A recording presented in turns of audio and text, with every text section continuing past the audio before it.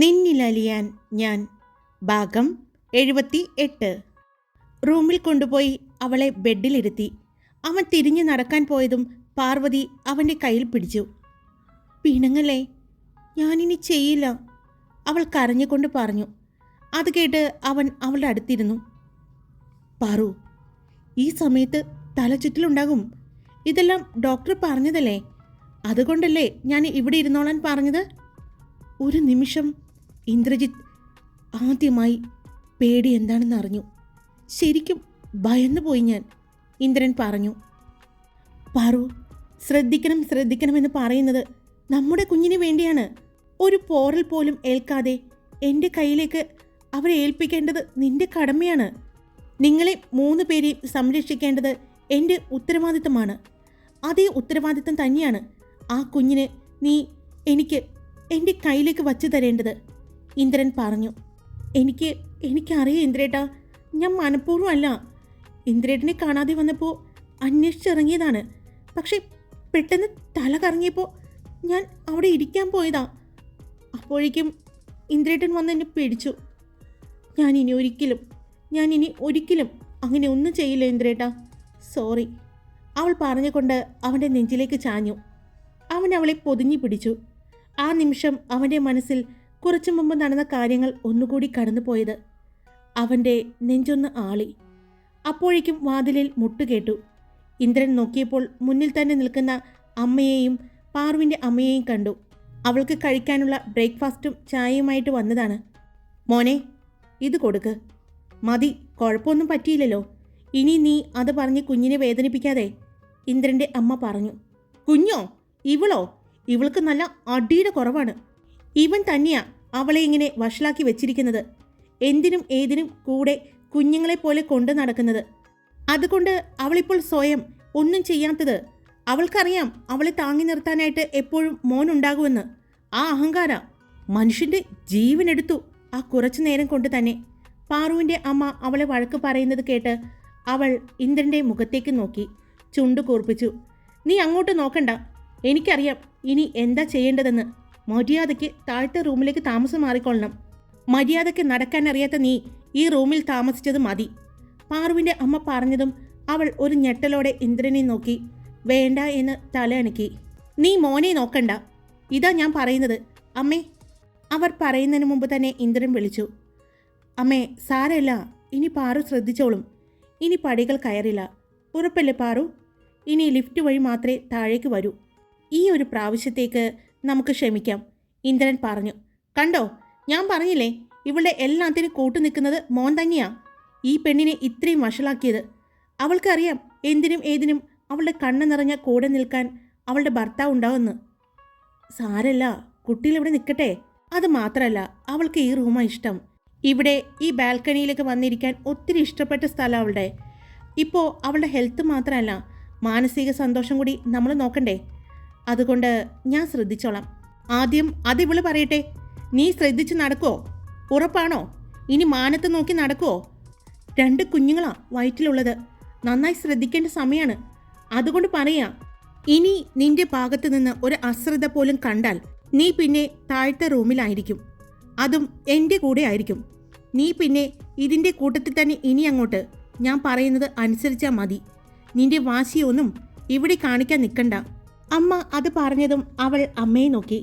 എന്താ നോക്കി പേടിപ്പിക്കുകയാണോ നീ? വേഗം അവൾ ഇല്ല എന്ന് ചുമലനക്കി കാണിച്ചു. മര്യാദയ്ക്ക് ഈ ഭക്ഷണം മുഴുവൻ കഴിച്ചോളണം.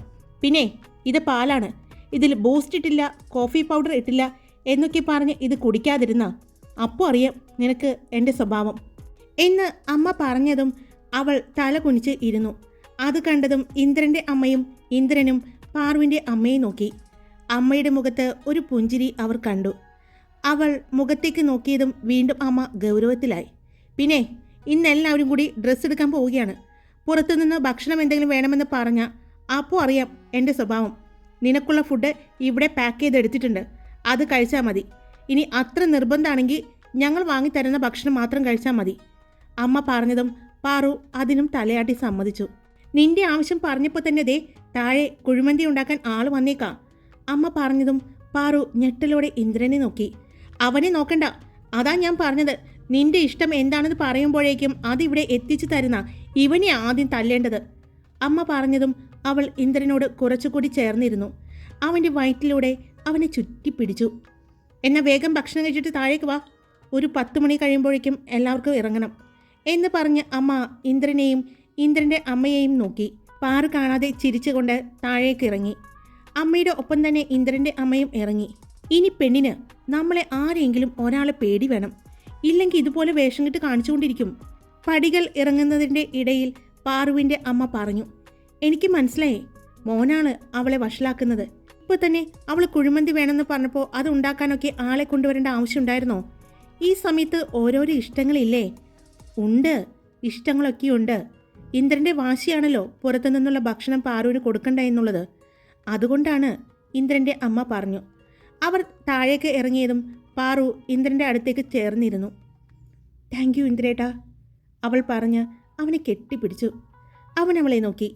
അവളെ എടുത്ത് അവൻ്റെ മടിയിലേക്ക് ഇരുത്തി. എന്തിനാ? ഇന്ദ്രൻ ചോദിച്ചു. അമ്മ ഇപ്പോൾ ദേഷ്യത്തിൽ പറഞ്ഞതാണെങ്കിലും പറഞ്ഞതെല്ലാം സത്യമാണ്, അവൾ അവൻ്റെ താടിയിൽ പിടിച്ച് വലിച്ചുകൊണ്ട് പറഞ്ഞു. എന്ത് സത്യമാണെന്നാണ്? അവൻ കണ്ണുകൾ കുറുക്കി അവളെ നോക്കി. എന്നെ ഇങ്ങനെ കൊഞ്ചിച്ച് വഷളാക്കുന്നത് ഇന്ദ്രേട്ടനാണെന്ന്. എനിക്ക് എന്താഗ്രഹം മനസ്സിൽ തോന്നിയാലും അത് സാധിച്ചു തരുന്നതും ഇന്ദ്രേട്ടനാണ്. ഒരച്ഛൻ മകളെ കൊണ്ടു നടക്കുന്നത് പോലെയാ ഇന്ദ്രേട്ടൻ ഇപ്പോൾ എന്നെ കൊണ്ട് നടക്കുന്നത്. അവൾ അവൻ്റെ മടിയിൽ ഇരുന്നു കൊണ്ട് അവൻ്റെ നെഞ്ചിലേക്ക് ചാഞ്ഞുകൊണ്ട് പറഞ്ഞു. ലവ് യു ഇന്ദ്രേട്ടാ. അമ്മ ഇത്രയും എന്നോട് പറഞ്ഞപ്പോൾ എനിക്ക് എന്ത് സന്തോഷമാണെന്നോ തോന്നിയത്. കാര്യം അമ്മ എന്നെ വഴക്ക് പറഞ്ഞതാണെങ്കിലും ആ വഴക്കിനിടയിലെല്ലാം അമ്മ പറയുന്നത് എന്താണെന്നറിയോ? ഈ ഇന്ദ്രജിത്ത് ലോകനാഥൻ എന്നെ ഒരുപാട് സ്നേഹിക്കുന്നുണ്ടെന്നാണ് അമ്മ പറയുന്നത്. അത് ഇങ്ങനെ പറയാമെന്ന് അമ്മ എനിക്ക് മനസ്സിലാക്കി തന്നതാ. അവൾ പറഞ്ഞുകൊണ്ട് അവൻ്റെ കഴുത്തിലൂടെ അവളുടെ കൈകൾ ഇട്ടുകൊണ്ട് അവൻ്റെ 2 കവിളിലും ചുംബിച്ചു. അതിനുശേഷം അവൾ അവൻ്റെ ചുണ്ടുകളിലേക്ക് അവളുടെ ചുണ്ടുകൾ ചേർത്തു. പതിയെ ചുംബിച്ചു തുടങ്ങിയ അവൾ അവൻ്റെ ചുണ്ടിനെ കടിച്ചു വേദനിപ്പിച്ചു. ആ വേദന അവൻ ആസ്വദിക്കുന്നത് പോലെ കണ്ണുകൾ അടച്ചു. അവൻ്റെ ചുണ്ടുകളിൽ നിന്നും അവൾ അടർന്നു മാറി അവൻ്റെ കണ്ണുകളിലേക്ക് നോക്കി. ഇപ്പോൾ തന്നെ കണ്ടോ, ഞാൻ കടിച്ചു വേദനിപ്പിച്ചിട്ടും ഒന്ന് പ്രതികരിക്കുകയോ എന്നോട് ദേഷ്യപ്പെടുകയോ ചെയ്യാതെ ഈ കണ്ണുകളിൽ കാണുന്ന പ്രണയം, എന്നോട് കാണുന്ന ഇഷ്ടം, ഇതാണ് എനിക്ക് എൻ്റെ ഇന്ദ്രജിത്തിനോട് ഇത്രയും ഇഷ്ടം തോന്നാനുള്ള കാരണം. ഇന്ദ്രൻ പാർവതി പറയുന്ന കാര്യങ്ങൾ കേട്ട് ഇരിക്കുകയായിരുന്നു. കുറച്ചു നേരം അവൾ അവൻ്റെ നെഞ്ചിലേക്ക് ചാഞ്ഞു കിടന്നു. 2 പേർക്കും ഇടയിൽ മൗനമായിരുന്നു. If you don't have your life, if you don't have your love, I cannot even breathe to breathe. Parvati പറഞ്ഞതും ഇന്ദ്രൻ അവളുടെ ചുണ്ടുകളിൽ പതിയെ അവളെ വേദനിപ്പിക്കാതെ തന്നെ ചുംബിച്ചു. ഞങ്ങൾക്ക് അകത്തേക്ക് വരാമോ? പെട്ടെന്ന് ഡോറിൽ നിന്നും ശബ്ദം കേട്ട് പാർവതി പിടഞ്ഞെഴുന്നേൽക്കാൻ പോയതും അതിന് സമ്മതിക്കാതെ ഇന്ദ്രൻ അവളെ മടിയിൽ തന്നെ ഇരുത്തി. അയ്യോടാ, കുഞ്ഞുമാമ സോപ്പിടുകയാണോ? എടാ ഇന്ദ്ര, നീ വഴക്ക് പറയാതിരിക്കാൻ വേണ്ടി ഇവള് കാണിക്കുന്ന ഈ സ്നേഹപ്രകടനങ്ങൾ, അഖിൽ അങ്ങോട്ട് കയറിക്കൊണ്ട് പറഞ്ഞു. അല്ല പാറു, എന്തായിരുന്നു അമ്മയുടെ വക കേട്ടല്ലോ, നല്ല വഴക്ക്. ഇങ്ങനെ ആയത് നിന്റെ ഭാഗ്യമായി, ഇല്ലെങ്കിൽ ഗീതാമ്മ നിന്നെ അടിച്ച് പരത്തിയേനെ, വൈശാഖ് പറഞ്ഞു. പിന്നെ എൻ്റെ ഇന്ദ്രേട്ടനുള്ളപ്പോൾ എൻ്റെ അമ്മ എന്നല്ല ആരും എന്നെ ഒന്നും ചെയ്യില്ല, അവൾ ഇന്ദ്രൻ്റെ മടിയിൽ ഇരുന്നു കൊണ്ട് തന്നെ പറഞ്ഞു. അതിൻ്റെ എല്ലാ അഹങ്കാരവും ഉണ്ട് നിനക്ക്, വൈഷ്ണവ് പറഞ്ഞു. അല്ല, നിങ്ങൾ 3 കൂടി ഇങ്ങോട്ട് വന്നത് എന്തിനാ? പാർവതി ചോദിച്ചു. ഓ, ഇപ്പോൾ ഞങ്ങൾ വന്നതായോ കുറ്റം? നിന്റെ കുഴിമന്തി അവിടെ റെഡിയാക്കാനുള്ള കാര്യങ്ങൾ ചെയ്യുന്നുണ്ട്. ഇന്ന് ഡ്രസ്സ് എടുക്കാൻ പോകണ്ട, നാളെ പോകാമെന്നാ അമ്മമാർ പറയുന്നത്. ഇന്നത്തെ ഇവളുടെ ഒറ്റ പ്രകടനം കൊണ്ട് അത് മാറിക്കിട്ടിയിട്ടുണ്ട്, അഖിൽ പറഞ്ഞു. അത് കേട്ടതും പാർവതിക്ക് സങ്കടമായി. അയ്യോ, അതെന്തിനാ? എനിക്ക് കുഴപ്പമൊന്നും പറ്റിയില്ലല്ലോ. ഇന്ദ്രേട്ട പറയ്, നമുക്ക് പോകാം പ്ലീസ്. ഇനി അത് മാറ്റിവെച്ചാൽ നല്ലതല്ല. ലക്ഷ്മി ചേച്ചിക്കും വൈശാഖേട്ടനൊക്കെ ഒരുപാട് ആഗ്രഹിച്ചതല്ലേ, പാർവതി പറഞ്ഞു. എൻ്റെ പാറു, ഇതൊന്നുമല്ല. ഇന്ന് ഡ്രസ്സ് എടുക്കാൻ നല്ല ദിവസമല്ലെന്ന് മുത്തശ്ശിയെ പറഞ്ഞത്, അതുകൊണ്ടാണ് നാളത്തേക്ക് മാറ്റിയത്. അല്ലാതെ ഇവർ പറയുന്നത് പോലെ നീ കാരണമല്ല, അങ്ങോട്ട് വന്നുകൊണ്ട് ലക്ഷ്മി പറഞ്ഞു. അത് കേട്ടതും പാർവതി അഖിലിനെ ഒന്ന് കൂർപ്പിച്ചു നോക്കി. അവൾ ഇന്ദ്രൻ്റെ മടിയിൽ നിന്നും പതിയെ എഴുന്നേൽക്കുന്നതും അടുത്തുള്ള കുഷിനിൽ പിടിക്കുന്നത് കണ്ടതും ഇന്ദ്രന് മനസ്സിലായി അത് അഖിലിനുള്ള പണിയാണെന്ന്. ഇന്ദ്രൻ അഖിലിനെ നോക്കി. അവൾ പെട്ടെന്ന് എഴുന്നേൽക്കാൻ പോയതും, അഖി നീ പോയേ, അവിടെ എന്താണെന്ന് വെച്ചാൽ എല്ലാം റെഡിയാക്കിയേ. പിന്നെ നമ്മളിന്ന് ഡ്രസ്സ് എടുക്കാൻ പോകുന്നില്ലെങ്കിൽ ആ വീടൊന്ന് പോയി കാണാം. എന്തു പറയുന്നു? ഇന്ദ്രൻ അവരോട് ചോദിച്ചു. അതിനെന്താ, പോയി കാണാം. ആദ്യം നമുക്ക് പോയി കാണാം. നമുക്ക് ഇഷ്ടപ്പെട്ടെങ്കിൽ മാത്രം ബാക്കിയുള്ളവരെ കൊണ്ടുപോയാൽ മതിയല്ലോ, വൈശാഖ് പറഞ്ഞു. അത് ഇന്ദ്രനും സമ്മതിച്ചു. പാറു, ദേ ഈ ഭക്ഷണം വേഗം കഴിച്ചേ, ഇപ്പോൾ തന്നെ തണുത്ത് തുടങ്ങിയിട്ടുണ്ടാവും എന്ന് പറഞ്ഞ് ഇന്ദ്രൻ പാറുവിനെ സോഫയിലേക്ക് ഇരുത്തി. അവൾ പിടിച്ചിരുന്ന കുഷ്യൻ വാങ്ങി. എനിക്ക് ഇന്ദ്രേട്ടൻ തന്നാൽ മതി, അവൾ പറഞ്ഞു. വാരിക്കൊടുക്ക്, കുഞ്ഞുവാമയല്ലേ, 2 കുട്ടികളുടെ അമ്മയാവാൻ പോവാ, എന്നിട്ട് ഇരുന്ന് കൊഞ്ചുന്നത് നോക്കിയേ, അഖിൽ പറഞ്ഞുകൊണ്ട് അവിടെ നിന്ന് പോയി. ഇല്ലെങ്കിൽ അവനറിയാം അവളുടെ കയ്യിൽ നിന്നും കിട്ടുമെന്ന്. രക്ഷപ്പെട്ടോ, പക്ഷേ ജെൻസി ഇപ്പോൾ വരും, നിനക്കുള്ളത് ഞാൻ വെച്ചിട്ടുണ്ട്, അഖിൽ പോകുമ്പോൾ പാർവതി വിളിച്ചു പറഞ്ഞു. എന്നാ ഭക്ഷണം കഴിച്ചിട്ട് താഴേക്ക് വാ. പിന്നെ പാറു, സ്റ്റെപ്പ് ഇറങ്ങണ്ട, ഇനി ലിഫ്റ്റ് ഉപയോഗിച്ചാൽ മതി. ഇല്ലെങ്കിൽ മോളുടെ ഈ റൂമിലെ താമസം താഴേക്ക് മാറ്റുമെന്ന് ഗീതാമ്മ പറഞ്ഞിട്ടുണ്ട്, വൈശാഖ് പറഞ്ഞു. ഞാൻ ശ്രദ്ധിച്ചോളാം. ഇതിപ്പോൾ എൻ്റെ 2 മക്കളും പുറത്ത് വരുന്നത് വരെ ഞാൻ നിങ്ങളുടെ അടിമയല്ലേ? പാറു പറയുന്നത് കേട്ട് എല്ലാവരും ചിരിച്ചുകൊണ്ട് റൂമിൽ നിന്ന് പോയി. ഇന്ദ്രൻ പാറുവിൻ്റെ മുഖത്തേക്ക് നോക്കി. ഒരുപാട് ഞങ്ങൾ റെസ്ട്രിക്ഷൻസ് വയ്ക്കുമ്പോൾ അത് ആദ്യത്തെ കുറച്ച് നാളല്ലേ, ശ്രദ്ധിക്കണം എന്നുള്ളത് കൊണ്ടാണ്. അത് മാത്രമല്ലല്ലോ, 2 മക്കളല്ലേ, അതുകൊണ്ടാണ്, ഇന്ദ്രൻ പറഞ്ഞു. എനിക്കറിയാം ഇന്ദ്രേട്ടാ, ഞാൻ തമാശ പറഞ്ഞതല്ലേ, അവൾ പറഞ്ഞു. എന്നാ ഞാൻ കൈ കഴുകിയിട്ട് വരാം, എന്നിട്ട് ഫുഡ് തരാം എന്ന് പറഞ്ഞ് കൈ കഴുകാൻ പോയതും പാർവതി ആ ഭക്ഷണമെടുത്ത് ബാൽക്കണിയിലേക്ക് പോയി. അവിടെ പോയി കായലിലേക്ക് നോക്കി തന്നെ നിന്നു. അവിടെ ഉണ്ടായിരുന്ന ടേബിളിലിരുന്ന ഭക്ഷണമെടുത്ത് ഇന്ദ്രൻ പാറുവിൻ്റെ അടുത്തേക്ക് ചെന്നു. അവൾക്ക് ഇന്ദ്രൻ ഭക്ഷണം എടുത്തു കൊടുക്കാൻ തുടങ്ങി. പാർവതി പുറത്ത് കാഴ്ചകൾ നോക്കിക്കൊണ്ട് തന്നെ ഇന്ദ്രനോട് സംസാരിച്ചു കൊണ്ട് തന്നെ ആ ഭക്ഷണം മുഴുവനും ഇന്ദ്രൻ കഴിപ്പിച്ചു. ഇപ്പോൾ ഇന്ദ്രൻ കൊടുക്കുന്ന ഫുഡ് വൊമിറ്റ് ചെയ്യില്ല, പക്ഷേ വേറെ ആരെങ്കിലും ഭക്ഷണം കൊടുത്താൽ അവൾ സ്വയം കഴിച്ചാൽ വൊമിറ്റ് ചെയ്യും. അത് മനസ്സിലായതുപോലെ ഇന്ദ്രൻ അവൾക്ക് ഭക്ഷണം വാരി കൊടുക്കുന്നത്. ഭക്ഷണം കഴിച്ചു കഴിഞ്ഞ് ഇന്ദ്രൻ തന്നെ പാറുവിനെയും കൊണ്ട് താഴേക്ക് ചെന്നു. അവിടെ ചെന്നപ്പോൾ എല്ലാവരും ഉണ്ട്. ഇന്ന് നീതുവിൻ്റെ ഫാമിലിയും ജെൻസിയുടെ ഫാമിലിയും അരുൺ എല്ലാവരുടെ ഫാമിലിയും വരുന്നുണ്ട്. പാറുവിനെ കാണാൻ വേണ്ടി വരുന്നതാണ്. അതിൻ്റെ കൂട്ടത്തിൽ അഖിലിൻ്റെ അച്ഛൻ അവരുടെ വിവാഹകാര്യത്തെപ്പറ്റി സംസാരിക്കാം എന്നും ഏത് ആചാരപ്രകാരം നടത്തണം എന്നൊക്കെ ആലോചിക്കാം എന്നും പറഞ്ഞു. അതിനു കൂടിയാണ് വരുന്നത്. പാറുവിനെ അമ്മമാരുടെ എല്ലാവരുടെയും അടുത്ത് താഴെ ആക്കിക്കൊടുത്തതിന് ശേഷം ഇന്ദ്രനും അഖിലും വൈശാഖും വൈഷ്ണവും എല്ലാം ആ വീടുകൾ കാണാൻ വേണ്ടി പോയി. അവിടെ കുഴിമന്തി ഉണ്ടാക്കാൻ ആൾ വന്നിരിക്കുന്നത് കൊണ്ട് അവർക്ക് വേണ്ട സാധനങ്ങളെല്ലാം വാങ്ങാനുള്ള ലിസ്റ്റ് ഇടുകയായിരുന്നു. അപ്പോഴാണ് പാറു അങ്ങോട്ട് വരുന്നത്. അതിൽ സഹായി ജോലിക്കാരനായി വന്ന ആള് പാർവതിയെ നോക്കി. അവൾ കുറച്ചുനേരം അവിടെ നിന്നതിന് ശേഷം തിരിഞ്ഞ് അകത്തേക്ക് കയറിപ്പോയി. ആ ജോലിക്കാരൻ പുറത്തേക്കിറങ്ങിയതും അയാളുടെ ഫോണിൽ നിന്നും ഒരു കോള് പോയി. അറിയാം സർ, പക്ഷേ ഞാൻ ശ്രമിക്കാം. ഉറപ്പ് പറയാൻ പറ്റില്ല സർ, കാരണം ഇവിടെ ഒരുപാട് ആളുകളുണ്ട്. കാര്യം ഒരുപാട് ആളുകൾ ഉള്ളപ്പോൾ ചെയ്യുന്നത് നല്ലതാണ്, പക്ഷേ അബദ്ധം പറ്റി ആരെങ്കിലും കണ്ടു കഴിഞ്ഞാൽ അത് വലിയ പ്രശ്നമാവും. അതുകൊണ്ട് ശ്രമിക്കാം എന്ന് മാത്രമേ എനിക്ക് പറയാൻ പറ്റൂ. അയാൾ ഫോണിൽ സംസാരിച്ചു കൊണ്ട് തന്നെ പുറത്തേക്ക് നടന്നുപോയി. പുറത്തിട്ടിരുന്ന അവരുടെ വണ്ടിയിലേക്ക് കയറി. അത് ഹോട്ടലിലെ ആ ജീവനക്കാർ 3 പേർ വന്ന വണ്ടിയായിരുന്നു. അയാൾ വന്ന വണ്ടിയിൽ കയറി. ബാക്കി 2 പേർ അവിടെ തന്നെ വീട്ടിലുണ്ടായിരുന്നു. അവരെ 2 പേരെയും പാർവതിയുടെ അച്ഛൻ അറിയുമായിരുന്നു. അയാൾ വണ്ടി എടുത്തുകൊണ്ട് പോയതും കുറച്ചു ദൂരം കഴിഞ്ഞതും അയാളുടെ വണ്ടിക്ക് മുന്നിൽ മറ്റൊരു വണ്ടി വന്ന് തടസ്സമായി നിന്നു. അതിൽ നിന്നും കുറച്ചു പേരിറങ്ങി ആ ജോലിക്കാരനെ അതിൽ കയറ്റി കൊണ്ടുപോയി. അവർ അയാളെയും കൊണ്ടുപോയത് കായലിൻ്റെ ഭാഗത്തായി കിടക്കുന്ന ഒരു ഒഴിഞ്ഞ വീട്ടിലേക്കാണ്. അവിടെ അയാളെ കൊണ്ടുചെന്ന് ഇട്ടതും അയാൾ ഒന്ന് പേടിച്ചു പോയി. പെട്ടെന്നുള്ള ഒരു ആക്രമണം ആയിരുന്നു. അതുകൊണ്ട് ഒന്നും ചെയ്യാൻ അയാൾക്ക് പറ്റിയില്ല. നിങ്ങൾ ആരാ? അയാൾ പേടിയോടെ ചോദിച്ചു. അതിന് അവർ ഒന്നും മിണ്ടിയില്ല. ചോദിച്ചത് കേട്ടില്ലേ, നിങ്ങൾ ആരാ? എന്നെ എന്തിനാ ഇവിടെ കൊണ്ടുവന്നത്? അയാൾ വീണ്ടും ചോദിച്ചു. ഞാൻ പറഞ്ഞാൽ മതിയോ എന്ന് ചോദിച്ചുകൊണ്ട് ഒരു ചെറുപ്പക്കാരൻ മുന്നിലേക്ക് വന്നതും അയാൾ അവനെ കണ്ടതും ഒന്ന് ഞെട്ടി. താൻ എന്തിനാ ഞെട്ടുന്നത്? ഇന്ദ്രലോകം എന്ന ഞങ്ങളുടെ വീട്ടിലേക്ക് നീ കാല് കുത്തിയപ്പോഴേ ഞങ്ങൾക്ക് മനസ്സിലായി നീ ആരാണെന്ന്. നിന്റെ ഉദ്ദേശം എന്താണെന്ന് ഞങ്ങൾക്കറിയാം എന്ന് പറഞ്ഞ് വൈഷ്ണവ് താഴെ വീണ് കിടക്കുന്ന അയാളെ പിടിച്ചെഴുന്നേൽപ്പിച്ചു. എന്താണ് നിനക്ക് കിട്ടിയ നിർദ്ദേശം? ഞങ്ങളുടെ കുട്ടിയെ കടത്തിക്കൊണ്ടുപോകാനാണോ, അല്ലെങ്കിൽ മറ്റെന്തെങ്കിലും ആണോ നിനക്ക് കിട്ടിയിരിക്കുന്ന കൊട്ടേഷൻ? വൈശാഖ് അയാളുടെ മുഖത്തടിച്ചുകൊണ്ട് ചോദിച്ചു. അത് പിന്നെ സാർ, എനിക്ക് ഒന്നും അറിയില്ല. ഞാൻ സഹായത്തിന് വന്നതാണ്. ശരിയാണ്, നീ സഹായത്തിന് വന്നതാണ്.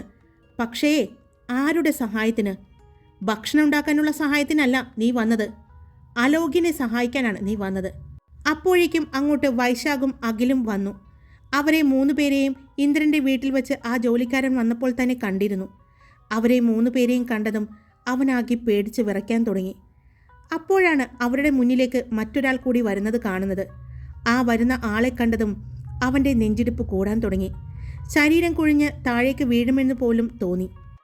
കേരളത്തിൽ നിന്നുള്ള നിന്നെപ്പോലെയുള്ളവരെ ഇറക്കിക്കഴിഞ്ഞാൽ മുംബൈയിൽ ജീവിച്ച എനിക്ക് മനസ്സിലാകില്ല എന്ന് കരുതി അല്ലേ അഗസ്റ്റിൻ? ഇന്ദ്രൻ്റെ നാവിൽ നിന്നും തൻ്റെ പേര് കേട്ടതും അഗസ്റ്റിൻ നിന്ന് വിയർത്തു. മരണത്തെ മുന്നിൽ കണ്ടതുപോലെ അവന് തോന്നി. ഇന്ദ്രജിത്ത് ലോകനാഥനെ പറ്റി കേട്ടറിവ് മാത്രമേ ഉള്ളൂ. നേരിട്ട് ഇന്ന് രാവിലെ മാത്രമാണ് ഒന്ന് കണ്ടത്. എന്നാൽ അപ്പോൾ കണ്ട ആ ശാന്തമായ ആളല്ല തൻ്റെ മുന്നിൽ നിൽക്കുന്നത് എന്ന് അഗസ്റ്റിന് തോന്നി. അപ്പോൾ പറഞ്ഞോളൂ അഗസ്റ്റിൻ, എന്തായിരുന്നു നിനക്ക് കിട്ടിയ കൊട്ടേഷൻ? എൻ്റെ പെണ്ണിനെ കടത്തിക്കൊണ്ടു പോകാനാണോ അല്ലെങ്കിൽ കൊല്ലാനാണോ? അത് സാർ, നിന്ന് വിൽക്കാതെ പറയടാ എന്ന് പറഞ്ഞുകൊണ്ട് വൈഷ്ണവ് വീണ്ടും അവൻ്റെ കവിളിൽ ആഞ്ഞടിച്ചു. മേഡത്തിന് പിടിച്ചു കൊണ്ടുവരാനാണ് പറഞ്ഞിരിക്കുന്നത്. ആരാണെന്ന് ഞാൻ ചോദിക്കുന്നില്ല. പറയാതെ തന്നെ അതാരാണെന്ന് ഞങ്ങൾക്ക് എല്ലാവർക്കും അറിയാം. എന്തായാലും അവൻ നിന്നെ ഏൽപ്പിച്ച ജോലിയിൽ നീ പരാജയപ്പെട്ടിരിക്കുന്നു. അപ്പോൾ അതിനുള്ള ശിക്ഷ നിനക്ക് ഞാൻ തരാം എന്ന് പറഞ്ഞ് ഇന്ദ്രൻ കൂടെയുണ്ടായിരുന്നവരെ നോക്കിയതും അവർ കാര്യം മനസ്സിലായതുപോലെ അയാളെ അവിടെ നിന്ന് കൊണ്ടുപോയി. അപ്പോഴാണ് ഇന്ദ്രൻ്റെ ഫോൺ റിങ് ചെയ്യുന്നത്. നോക്കിയപ്പോൾ അതിൽ കണ്ട പേര് കണ്ടതും അവൻ്റെ മുഖം ശാന്തമായി. അവൻ്റെ മുഖത്തെ ചിരി കണ്ടപ്പോൾ തന്നെ അതാരാണെന്ന് അവർക്ക് മനസ്സിലായിരുന്നു. അവൻ ഫോൺ എടുത്തു. ഇന്ദ്രേട്ടാ, ചോക്ലേറ്റ് തീർന്നു, വരുമ്പോൾ കൊണ്ടുവരണേ. വളരെ പതിയെ ശബ്ദം താഴ്ത്തി പറയുന്ന അവളെ കേട്ടപ്പോൾ ഇന്ദ്രന് ചിരിയാണ് വന്നത്. പെട്ടെന്ന് വരണേ. ശരി, ഇപ്പോൾ എത്താട്ടോ എന്ന് പറഞ്ഞ് ഫോൺ കട്ട് ചെയ്തു. ഇപ്പോൾ എന്താ അവളുടെ ആവശ്യം? പച്ചമാങ്ങയോ മസാല ദോശയോ? അഖിൽ പുഞ്ചിരിച്ചുകൊണ്ട് തന്നെ ചോദിച്ചു. ചോക്ലേറ്റ്, ഇന്ദ്രൻ പറഞ്ഞു. ഇന്ദ്ര, നീ ഒരുപാട് ചോക്ലേറ്റ് വാങ്ങിക്കൊടുക്കല്ലേ, അത് അവളുടെ ഹെൽത്തിന് നല്ലതല്ല. അറിയാം, ഞാൻ അതുകൊണ്ട് അവൾക്ക് പ്രത്യേകം ഇവിടെ ഒരു ഷോപ്പിൽ ചോക്ലേറ്റ് പറഞ്ഞ് ഏൽപ്പിച്ചിട്ടുണ്ട്.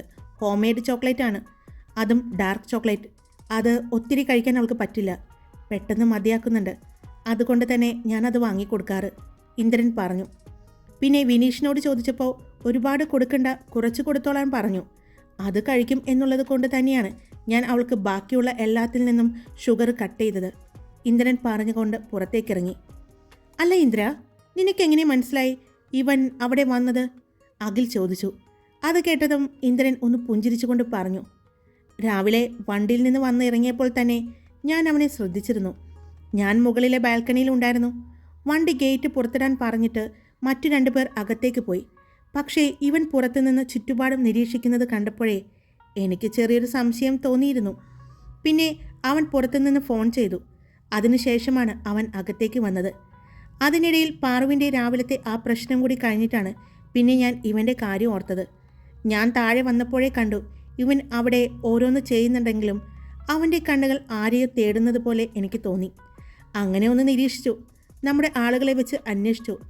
അപ്പോഴാണ് ഇവൻ അഗസ്റ്റിൻ എന്ന് പറയുന്ന ഒരു ഗുണ്ടയാണെന്നും അവൻ്റെ ഫുൾ ഡീറ്റെയിൽസ് എനിക്ക് കിട്ടിയത്. അതുകൊണ്ടാണ് അവിടെ നിന്നും എനിക്ക് പുറത്തേക്ക് ഇറങ്ങാൻ വേണ്ടി തന്നെയാണ് ഞാൻ വീട് നോക്കാമെന്ന് പറഞ്ഞു വന്നത്. അപ്പോൾ അലോക് പാറുവിനെ തട്ടിക്കൊണ്ടുപോകാൻ ശ്രമിക്കുകയാണ് അല്ലേ? വൈശാഖ് ചോദിച്ചു. അതെ, ഒരിക്കലും അവൻ പാറുവിനെ ഉപദ്രവിക്കില്ല എന്ന് പറഞ്ഞാൽ ഇല്ലാതാക്കാൻ ശ്രമിക്കില്ല. പക്ഷേ അവളെ അവൻ കടത്തിക്കൊണ്ടുപോകാൻ ശ്രമിക്കും. അതുകൊണ്ട് വളരെ ശ്രദ്ധിച്ച് കാര്യങ്ങൾ ചെയ്യണം. നമ്മുടെ എല്ലാവരുടെയും കണ്ണുകൾ എപ്പോഴും ആ വീട്ടിലുണ്ടാകണം. എന്നാ നമുക്ക് പോകാം എന്ന് പറഞ്ഞ് ഇന്ദ്രൻ പുറത്തേക്ക് ഇറങ്ങിയതും, എടാ, അയാളെ അഗസ്റ്റിനെ കൊല്ലില്ല, ഇപ്പോൾ കൊല്ലാൻ പാടില്ല. എല്ലാത്തിനെയും എനിക്ക് ഒരുമിച്ച് കിട്ടണം. ഒറ്റയ്ക്ക് കണക്ക് തീർക്കാൻ ഞാനില്ല. ഒറ്റയടിക്ക് എല്ലാത്തിനെയും അവസാനിപ്പിക്കണം. പിന്നെ ഇന്നലെ അമ്മ പറയുന്നുണ്ടായിരുന്നു, ഭാര്യ ഗർഭിണിയായിരിക്കുന്ന സമയത്ത് ഭാര്യയായിക്കോട്ടെ ഭർത്താവായിക്കോട്ടെ ഒന്നിനെയും ഉപദ്രവിക്കരുത്, കൊല്ലരുത് എന്നെല്ലാം. എന്തോ ദോഷമുണ്ടാവുമെന്ന്. അതുകൊണ്ട് എൻ്റെ മക്കൾ പുറത്തേക്ക് വരുന്നത് വരെ എൻ്റെ കയ്യിൽ ചോരക്കറ വീഴില്ല എന്ന് പറഞ്ഞ് ചെറിയൊരു പുഞ്ചിരിയോടെ ഇന്ദ്രൻ അവിടെ നിന്നും പുറത്തേക്കിറങ്ങി. ഹായ്, എല്ലാവരും സുഖമായിട്ടിരിക്കുന്നോ? അപ്പോൾ സ്റ്റോറി ഇട്ടിട്ടുണ്ട്. ഇഷ്ടപ്പെട്ടാൽ ലൈക്ക് ചെയ്യുക, നിങ്ങളുടെ അഭിപ്രായം കമൻറ്റ് ചെയ്യുക. സബ്സ്ക്രൈബ് ചെയ്യാതെ കേൾക്കുന്നവരുണ്ടെങ്കിൽ സബ്സ്ക്രൈബ് ചെയ്ത് സപ്പോർട്ട് ചെയ്യുക. Love you all. It's me Karthika.